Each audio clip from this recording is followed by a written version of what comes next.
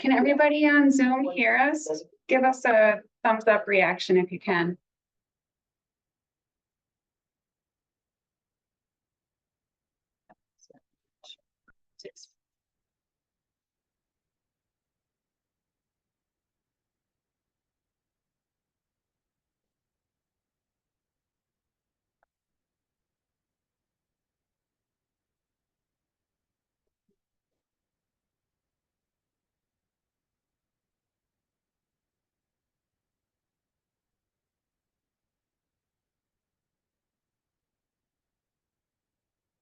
Okay.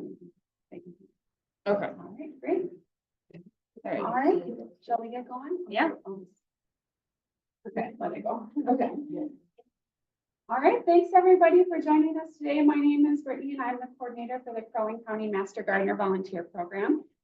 This is our monthly ongoing series and we have quite a treat today. We have Melissa Barrick joining us from the Crow Wing Soil and Water Conservation District. And she's talking to native trees and plants. So take it away, Melissa. All right. Well, thank you, Brittany. Again, Melissa Barrett, Crow Wing Soil and Water Conservation District.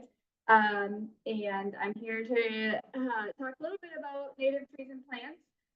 But before we get started, I always like to be a little bit more interactive. So if anybody wants to share what their favorite Minnesota native tree or plant is.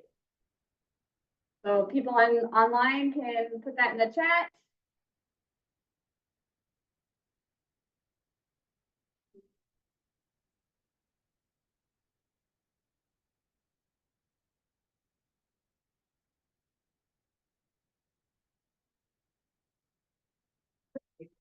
Maple trees, great.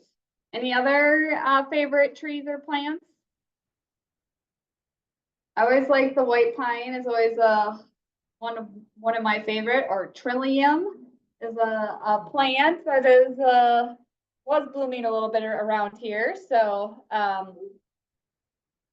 the lady slipper. Yes.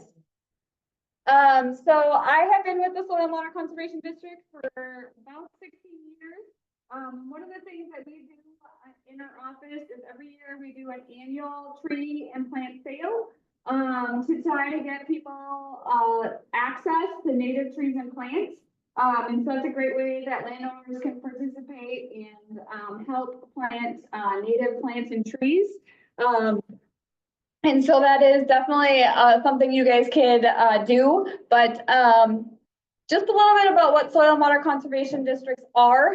So we are a local government unit. We're in the Minnesota Statute 103C. There's about 88 soil and water conservation districts statewide. Some of them have two because their counties are so big that they have split up their boundaries. And then Hennepin and Ramsey do not have a soil and water conservation district because of the urban piece there. So we're non-regulatory for the most part. We do get involved somewhat, but for the most part, we're non-regulatory. We don't have taxing authorities, so we're not actually taking your money. And we are kind of operate like a small city or a township. So we have a board of elected officials that you'll see on the ballot that oversee and support and manage us. And so, you know, I guess one of the questions is, why are we here? You know, we kind of started after the Dust Bowl in the 1930s. If you've ever seen Kevin Burns' movie on the Dust Bowl or documentary, obviously that was a drastic period of time where farmers lost lots and lots of dirt, and it went all the way over to Washington, D.C., and they created our sister agency, the Natural Resource Conservation Service. And then we're a national-wide organization. I believe there's about 3,000 of us nationally.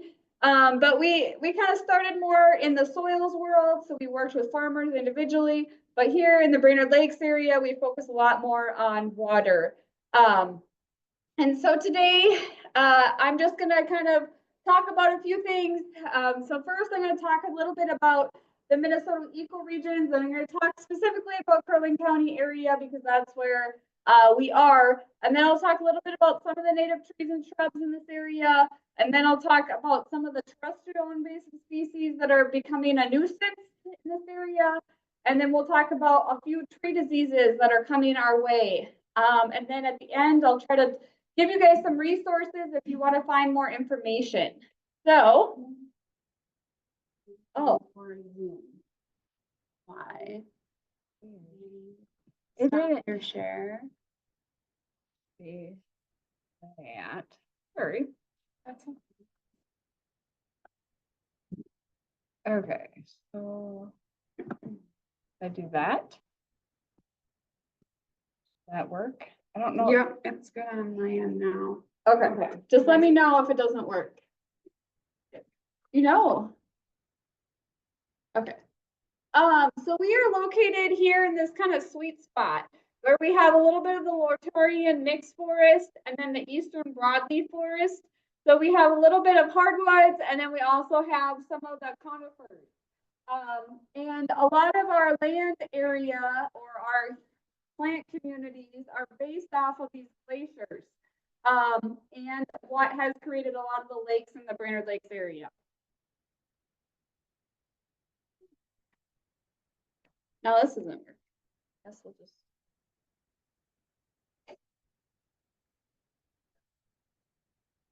Oh, there we go. Are you still seeing the same slide? Yep. Okay. Okay. This little thing. Okay. And so the plant communities in Minnesota, so we kind of start broadly with these 5 different ecoregions, and then they break it down even farther into smaller areas where different plants and different trees kind of intermingle. And so we have a portion of the western superior uplands, and then we also have a portion of the Minnesota drift and lake plains area. And so you can see over here in this key that's really hard to see, we're Curling County, we got part of that purple, and then we also got part of this blue area. And so those are the things that kind of make up what plants are able to live here. So the soils and then the glaciers. So if you take into account that same key, they have defined it a little bit further. So we have kind of like 4 different areas that have different plant communities. But the big thing I would say that impacts this Minnesota drift area, lakes and plains, is we have a mesic forest. Mesic means wet, basically. So we have sugar maple, basswood, paper birch, aspen, northern red oak. And then the other thing is we have some rougher topography, but the biggest thing is we got really sandy soils that are affected by rainfall, right? So a lot of you have probably lived here, who's lived here for, I don't know, 30 years plus. Okay, so you guys have seen the lakes change, right? So 1 year the lake may be, 10 feet higher, and in a real long drought period, it'll be 10 feet lower. Because these areas have those sandy soils that water wants to drain to these lakes. And so that's a huge characteristic of this area. And so what are some of the species that live in this area? Norway pine or red pine. I always like to remember red pine as having 2 needles in a bundle because red is short, right? So red is 3 words and they only have 2 needles in a bundle. They like the shade, they like the sandy soils, and they're really fast growing. So this is a really popular one for our tree sale. People love the red pine. They grow fast, and they're good for the timber industry or the pulpwood. But they're also good for the wildlife as well.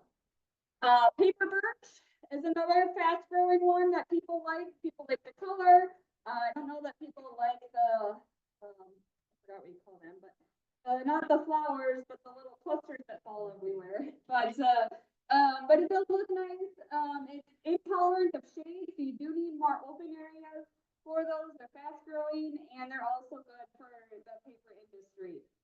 Northern red oak is also a big characteristic of these regions. And so we have the acorns, which are a huge habitat for the deer, other critters, any of the chipmunks, squirrels, any of those. I live in Baxter, and I would say about every 5 years you get a bunker crop of acorns, and it feels like you're ice skating in your own backyard when that happens because they're just covered everywhere. And the other interesting thing about the oak is that we kind of love and hate, right? It's kind of a love-hate relationship, at least in my mind, is that they hold on to their leaves really long. So that's one way you can really tell potentially an oak from a maple or some of these other species is that you see the leaves onto the springtime because they don't actually get rid of some of their terminal buds until the spring. So you get to rake all year round, or at least the spring and the fall with the oak, which is it provides a lot of shade, but it does also create a lot of work if you're in an urban environment. But they're long-lived and they're beautiful trees. White pines, we talked a little bit about those. So white pine is much easier to remember. You can see from this picture that it's got 5 needles in a bundle, and white has 5 letters in it. So that's really easy to identify really quickly if you're looking at them. Is that they're a smaller tree. And they're shade tolerant. They grow fast. They're long lived. Eagles love them. Ospreys love them. And the deer love them too. So always suggesting if you're going to buy white pine that you either bud cap them or put some type of tree protection on them. Otherwise, they're not going to survive, especially in the urban areas. So then we talked a little bit about the that upland. Now we're going to talk a little bit about this western Superior upland. So this basically is a lot more glacier impacted. You have a lot more wetlands, peatlands. And then if you want to even subdivide it more, they do have some information about the Mille Lacs upland subsection. And this information is all available on the DNR website. And then in our office, we have these books that kind of talk about these different areas. This is the Mille Lacs Upland Glacier, and it goes through the different plants that exist in these areas. And they're great little books. They're free, so you can stop by our office or grab them. And then they also have these available on the website, but this is really the field guide. You can look at this. So I'll tell you kind of what goes together. It's pretty scientific, so it's a little bit intense. It has all the scientific needs, but it's more geared to again plant communities of trees in the undershrub areas that are. So these are my office's guides. You can look at them, and then this one kind of gives you an idea of those different plants that are in those books. You can look at those. But if you just Google Minnesota DNR ecoregions or plant communities, you should be able to find these on their website as well.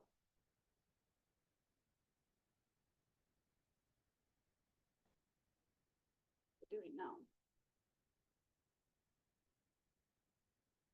Okay. Some species, we talked a little bit about the jack pine. A lot of people don't like jack pine because they're kind of shaggy. They don't look so pretty, but they do grow fast. They're short-lived, and they don't like it super with a lot of canopy like that white pine. That white pine does really well in the understory, especially those smaller trees. You'll see them growing up. The jack pine likes a little bit more sun, and it doesn't like its feet too wet. And so sometimes you'll see them die either partly due to age or just because that wet cycle has become more wet. But they're definitely a species that loves this area because they like that sand. And they're also a species that really needs fire, prescribed fire to help manage it. Trembling aspen is another one. A lot of people really like the aspens on the North Shore. And so you have the white aspen and the quaking aspen. you get that more whiter or grayish bark.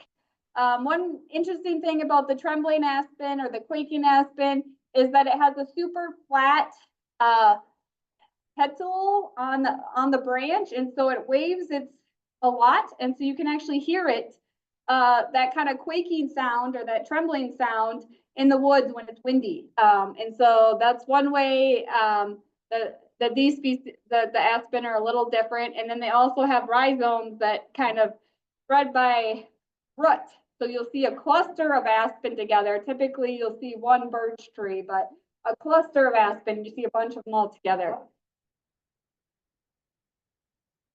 The leaf is the most thing, and it, oopsies. So this one doesn't show it, but the leaf of the birch is much more jagged.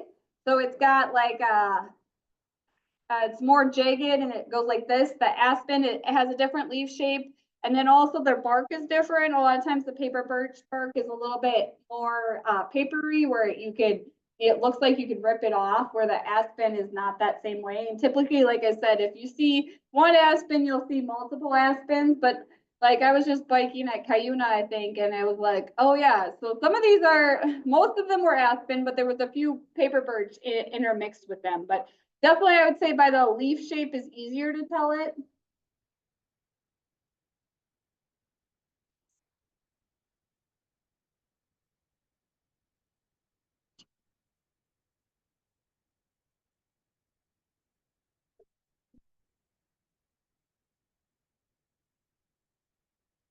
See too much going on. We'll go there.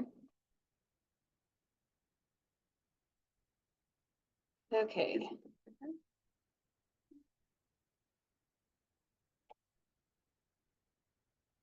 think I'm just gonna start over.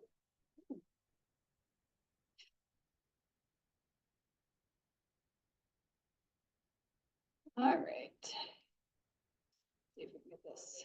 Now that's going. Now.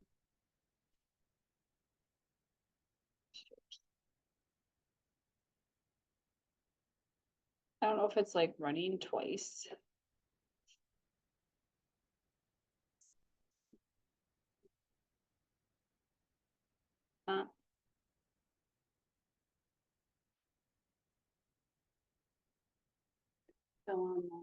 Yeah.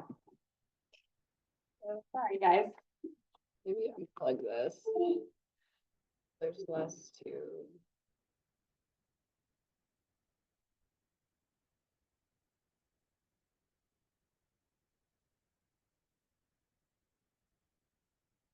Okay. There we go. I think I got it. Okay. Sugar maple, that's another favorite of people in this region. A lot of people in this area do maple syruping. They have simple leaves that kind of looks like the palm of your hand.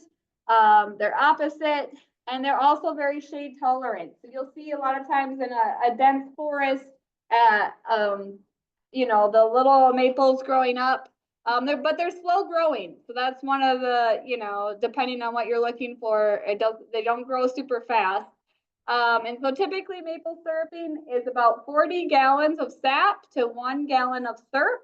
And it has to be boiled and has to get to 212, I believe, before that syrup is actually, you know, ready for consumption. So definitely a lot of work, but a lot of people in this area enjoy that. We also got white spruce, which is great for habitat. It's also medium growth. I would say the nice thing about the conifers is I think they grow more than we think because they grow all year round, right? So a lot of times you'll see, you know, the conifers in your yard and you're like, wow, it seems like they grew faster just because they're able to photosynthesize through the winter. So they do like shade. And they have a softer needle than some of the other spruces in my mind, but definitely a good species as well. So now I'm going to switch and talk a little bit about some invasive species, or terrestrial invasive species. How many people have heard of aquatic invasive species? So a lot of time and energy in this area has been focused on aquatic invasive species because of the nuisance to docks and boat owners and recreational opportunities in this area. But less has been focused on the terrestrial invasive species, which just basically means it's on land versus water. And so over the time that I've been here, so I moved, I think, here in 2008. And I moved up from the cities, and I was super excited because everywhere in the cities had, you know, garlic mustard, buckthorn, you know, like you go on any trail and there was invasive species all over the place, terrestrial.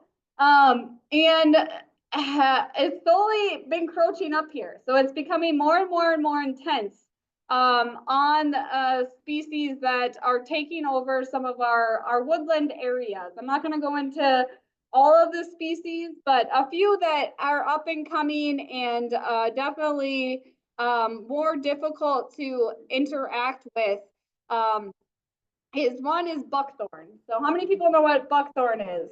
How many people have buckthorn on their property? Yep. So the big thing about buckthorn is that it grows a little bit longer. So the best time to identify it is the fall when everybody else has lost their leaves. They typically still have their leaves on. And they create super dense thickets that allows nothing else to grow. And the other big piece of it is the birds spread it. So it's really hard to manage once you get an area that has it, because the birds love the berries, and the berries, they poop them out and they go to new homes. And so we've been working with Rotary Park, which is in Brainerd, kind of by the Mississippi River. And we cut down some trees that were like 20, 30 feet tall, that were buckthorn trees that just had tons and tons of berries on them. One of the things the other thing about these invasives is that typically you have to use chemicals to treat them, which I'm not a huge fan of, just because I know it's not probably, if it's not good for other things, it's not good for our own health. But that's the only way to really get rid of them or to contain them.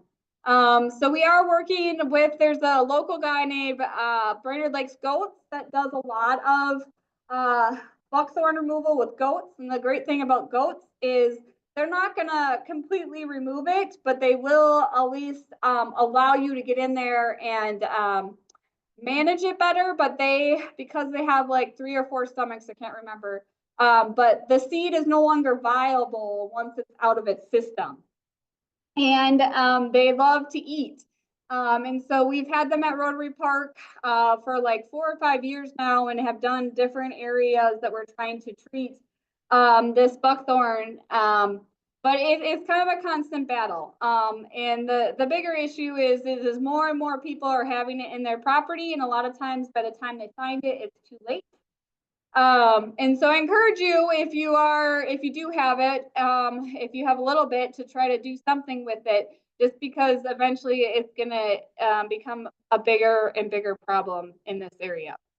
The other one that is really not fun either is knotweed. Sometimes it's referred to as Japanese knotweed. It gets this white flower you can kind of see over here. It kind of grows like bamboo. And we do have it in our area. There's been at least 3 or 4 that I know of locations.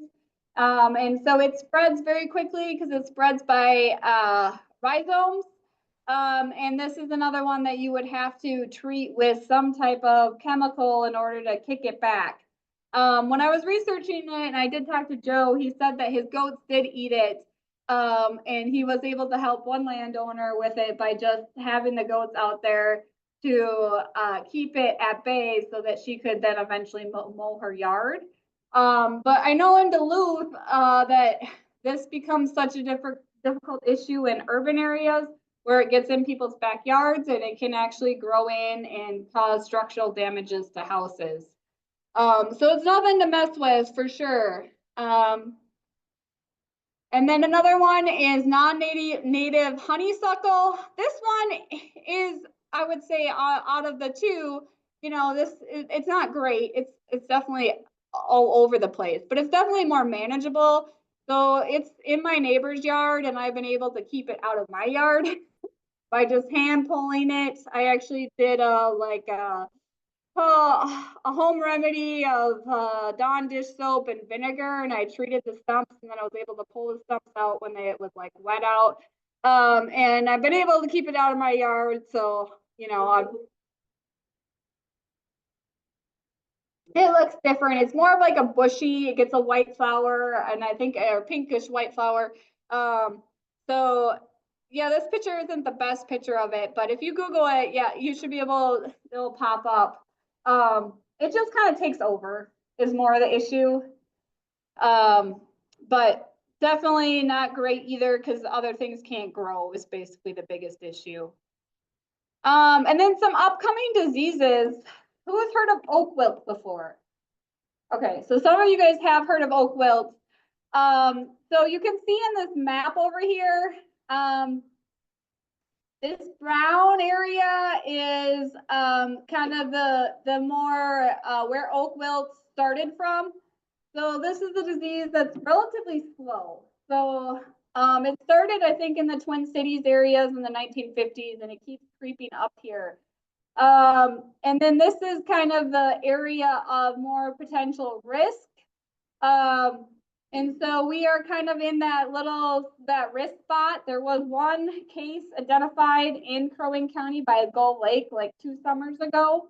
But the big thing about oak wilt is just don't prune your oak branches from April to October, because this disease is a fungus that beetles spread. So they find the open wounds of the oak tree, and then they're able to basically spread this fungus, and this fungus affects the tree, and the tree will die.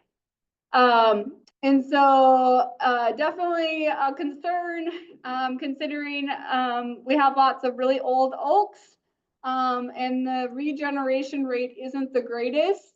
But this picture up here is kind of the tree dying. So, and then this is what it looks like after it has basically, lost all its leaves. So in the summertime, that's a clear sign that if it's losing all its leaves or all the leaves are on the floor, that it's possible that it's oak wilt. And then this is a picture of it kind of like bulging, the cracks from the pressure of the fungus. But the big problem with oak trees is that they also are connected to other oak trees through roots. And so they share water and they share resources. So if you get one oak tree that has it, then the other trees could be susceptible to it as well. And so the treatments aren't great in my mind for oak wilt. So obviously, the first treatment is to cut the tree down, right? And get rid of the firewood. And then the other option is you can either, if you have multiple oaks, you can try to actually sever the roots of those other oaks to try to make sure that they don't get it. Otherwise, there is a fungicide that can be treated by an arborist, but it's really expensive. And you would have to do it on an annual maintenance deal. So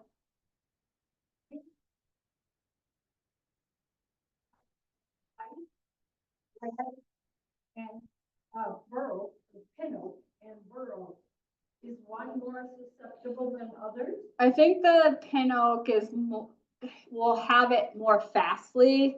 My understanding, the white oak, it takes longer for it to get it.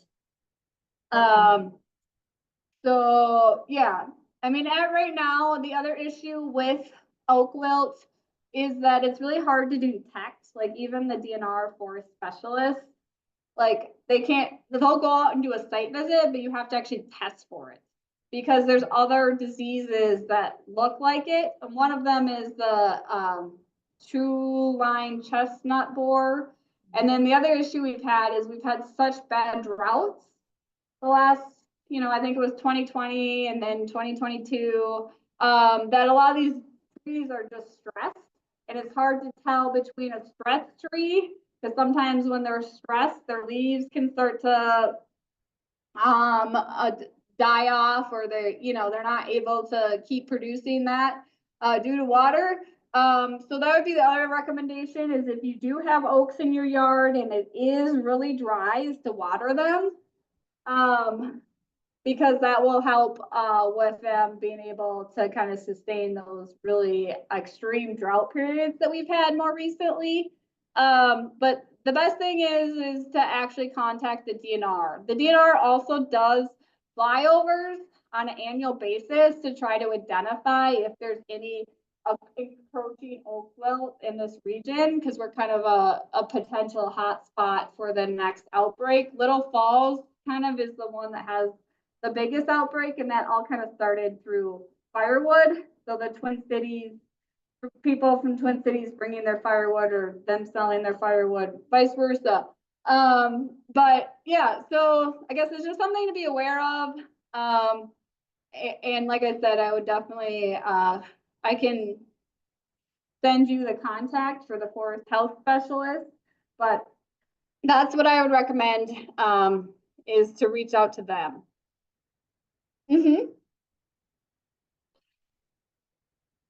Not really fast. So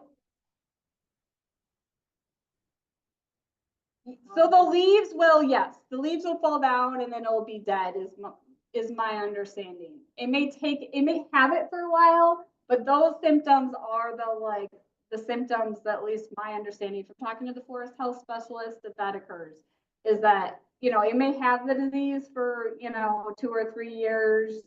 And then all of a sudden, the disease is too much for the tree and it loses all its leaves and it's dead. Yes, but it could be other diseases. So I would definitely reach out to, I forgot her name, but Rachel Doobie with the DNR Forestry. She's here in Brainerd, and have her come out and look at it. Because that's her gig, is she's the regional forest health specialist. So I would definitely reach out to her, because if you do have it, you would want to know about it just for the other trees in your property. Then we're gonna watch a quick movie on emerald ash borer. So let's see if I can get this figured out here. Okay.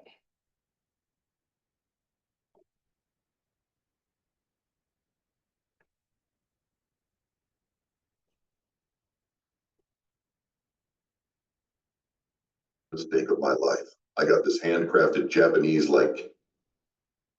America's ash trees. From forests to front lawns, their majestic appearance adds distinctive beauty. Of course. I hate YouTube. It always does that. Like all of a sudden pops up another video.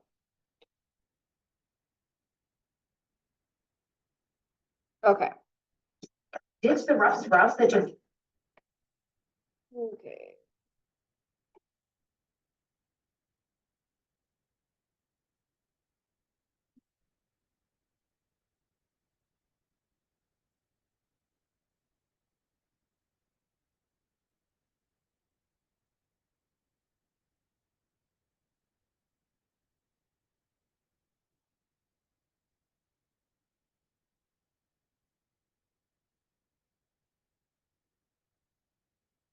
Okay.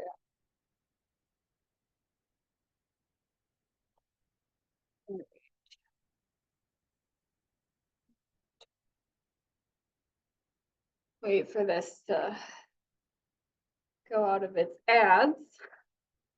Oh, there we go. Skip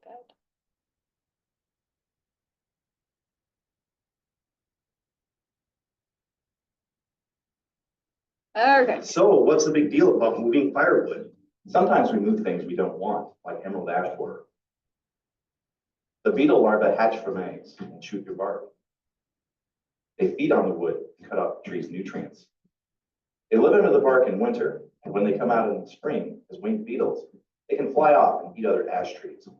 Emerald ash borer might seem like a small bug, but it's a big deal to Minnesota. Don't spread emerald ash borer. Burn firewood where you buy it.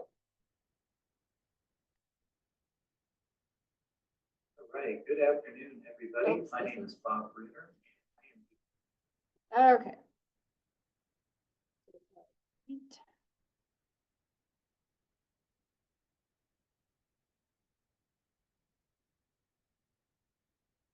Okay. So this is just a.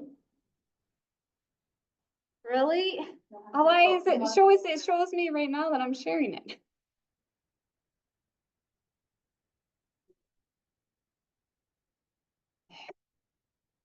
Shouldn't be this difficult.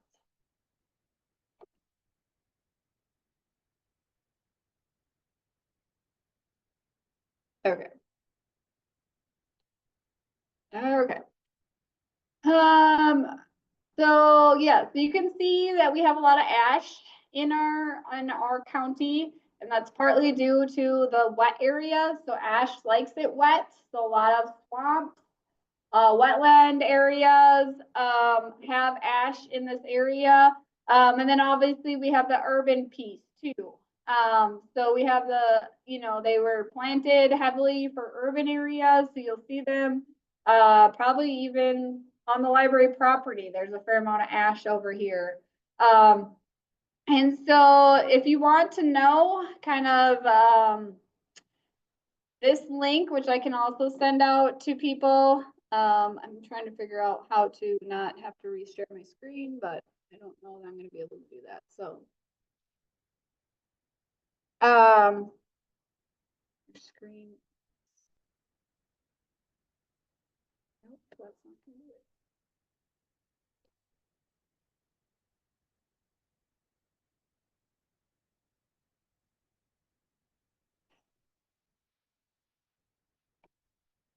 Okay. So this is a DNR, or this is a Minnesota Department of Agricultural map. But it will tell you kind of where emerald ash borer has been. So again, this is another beetle that's in the wood that's killing off trees. And so you can see that there's a fair amount that has been reported in this region. And you can see that we're not too far from the general infested area. So we're kind of in the area that is potentially up and coming, and you guys are not seeing this, and I'm not sure why.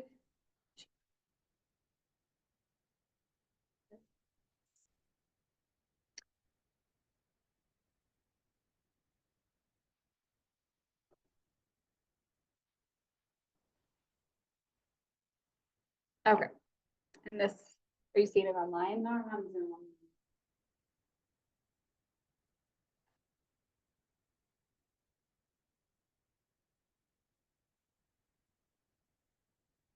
It should be able to just follow whatever my screen is.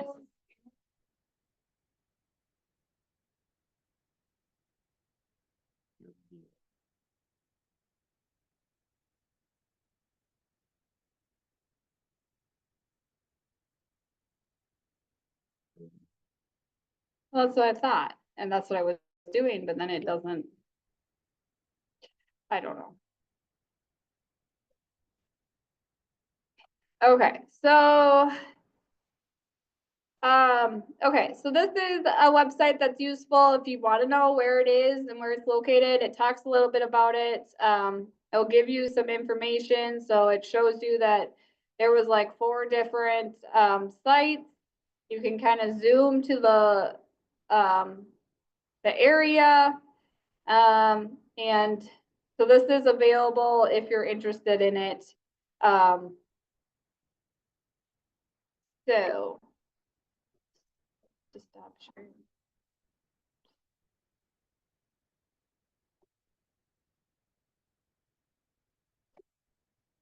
Okay.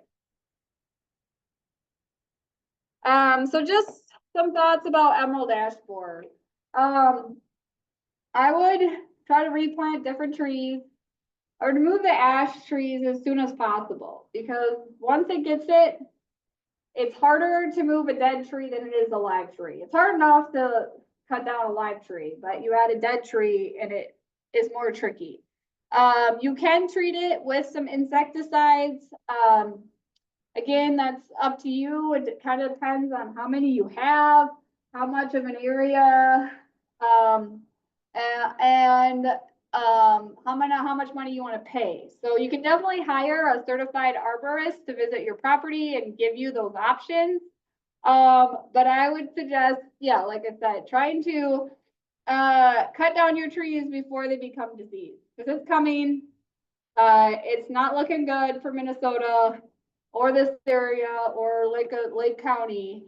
So that is my suggestion, that you remove it as quickly as possible, as feasible. The problem is a lot of these wetter areas are really hard to get to. So a lot of people, you know, they may harvest it in the winter if they can get to it. But the last couple winters haven't been frozen enough to get to these wet areas. But it's definitely here, and it is it's not going away. So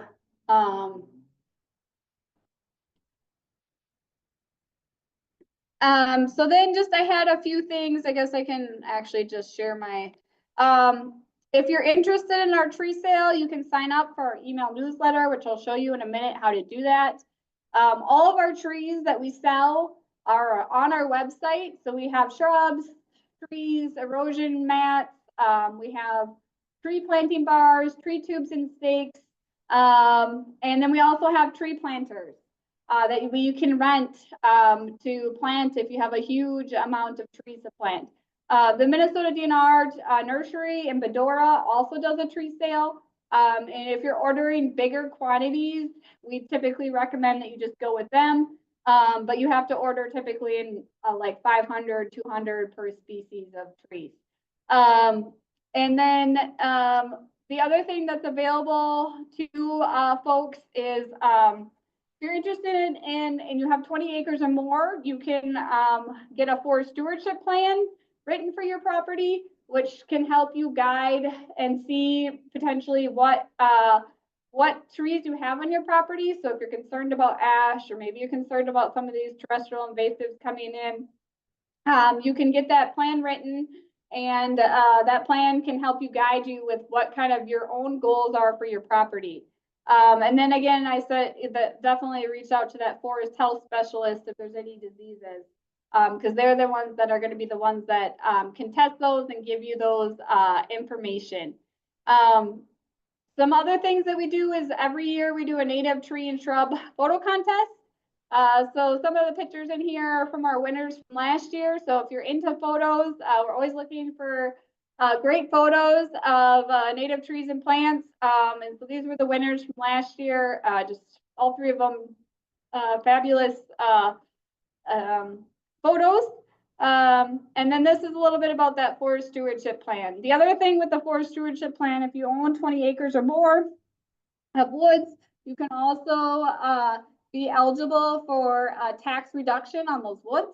And so you can enroll in a county program called 2C that lowers your taxes for the county.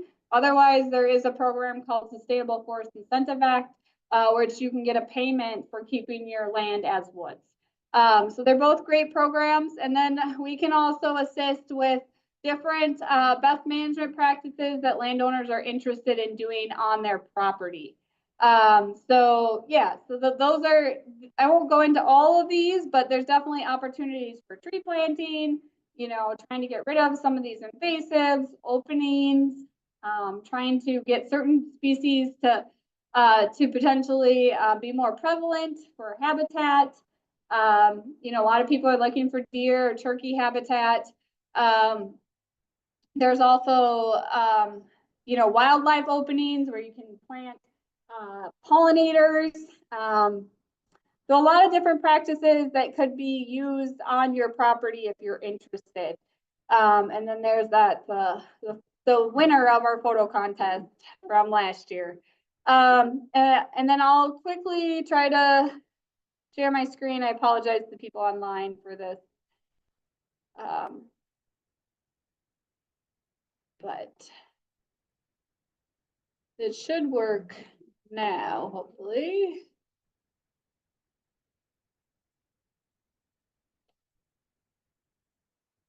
Okay, so this is where you can find out information about our trees. So you can order any of these items. We do our tree sale every year in the spring.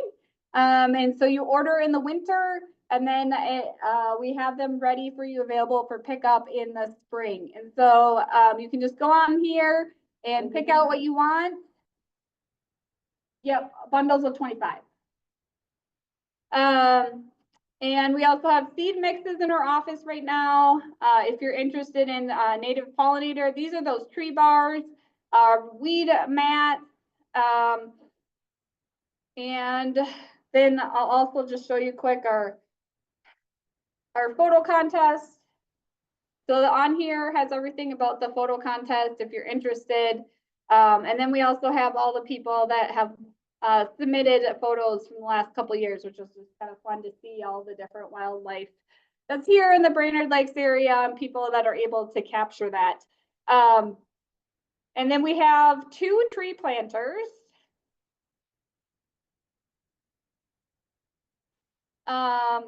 So we have a green one that's a little bit newer that was made here in Minnesota by a manufacturing just for tree planting. And then we also have a red one that is a little bit, this is the picture up here. A little bit more hands needed for this one, but both will do the job. So those are available for rent at any time. If you got a big tree order, and then if you want to subscribe to our newsletter, go down here and just put your email in here, and that will add you to our tree sale list. And then you'll get notification and when that becomes available. And then this is the DNR nursery. So on here, this is where you would order through them. And the reason why we do our tree sale really is to try to give people access. Because a lot of times, if you want a bunch of stuff, it's hard to get it from the nurseries because they just don't sell in the small stocks. And so we don't sell like containers or anything. You know, Landsberg sells a lot of that stuff, but we sell the bare root stuff that needs to get put into the ground. It's a little cheaper and more cost effective long term. So, and then this is another thing, it's called EdMaps. If you're interested in terrestrial invasive species, you can actually click on any type of terrestrial invasive species and it will tell you if it's around here. So this is a really good one. Like I said, if you're concerned that you might have something, you could go on here and type what you think it is. And then it would be able to point out other people that have indicated that they have it. So then you would be like, oh, this person has it over here, so it's possible that I could have it too. So this is a great tool to at least look and see what other species are, you know, kind of in this area. And they do plants too. So if you had a weird looking plant, you weren't sure what it was, you could go in here. And they do it kind of by states. So you could also just look Minnesota. And a lot of the DNR staff use this. So anytime they find it, they update it with that information. I put buckthorn in here as my species, but you can do other species on this EdMaps. So I guess I have a few minutes for questions. Buckthorn all year long, or do you have to